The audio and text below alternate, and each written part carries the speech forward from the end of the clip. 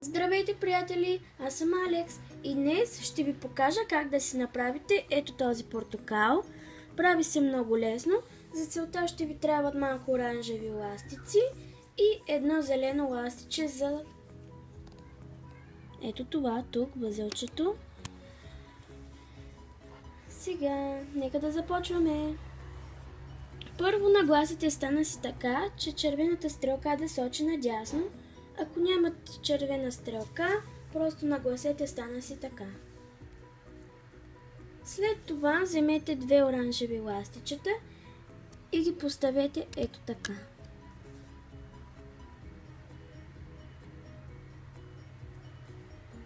След това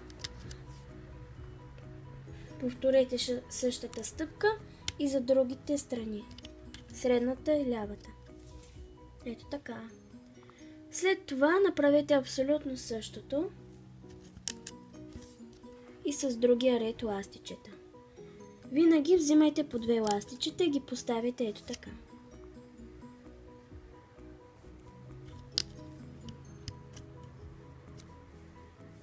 След това вземете две оранжеви ластичета отново и ги поставете ето така.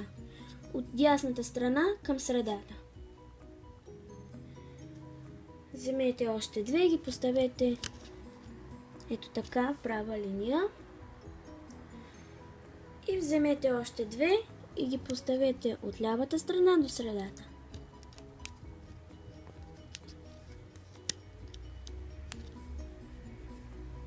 Ако са навичи, може да ги оправите с вашата кукичка. Сега вземете последното си оранжево ластиче и го увийте около това кръче 3 пъти. Може и 4, в зависимост колко е разтегливо вашето ластиче. Сега влезте под ето това навито ластиче, вземете долните две и ги преметнете от лявата страна. След това отново се върнете и вземете следващите две и ги преметнете по средата. И последно вземете най-долните две и ги преметнете от дясната страна. Трябва да се получи нещо такова. Сега направете страните.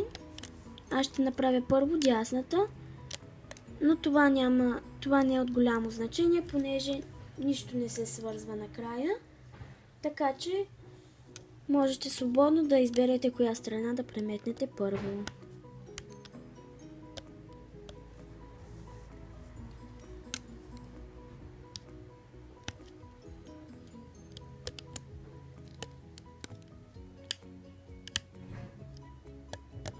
Така.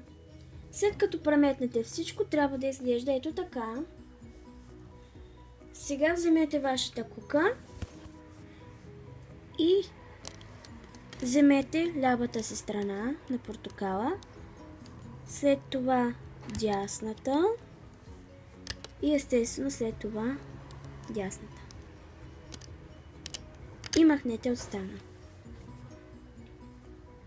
Трябва да се получи нещо такова. Оправете малко формата на портокала. Ето така. Вземете едно зелено ластиче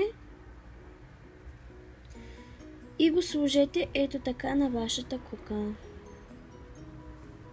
Опънете и преметнете на него всички оранжеви ластици много внимателно. И другата страна и я върнете на вашата кука. Сега вземете последното ластиче и го предърпайте през първото, за да направите възел и стегнете.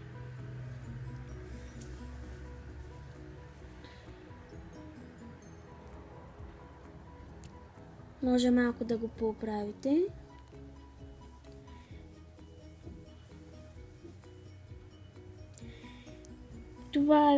Това е вашият портокал. Надявам се видеото да ви е харесало. За още плодове от ластици се абонирайте за моя канал LUMBG Харесвайте и споделяйте видеото. До скоро!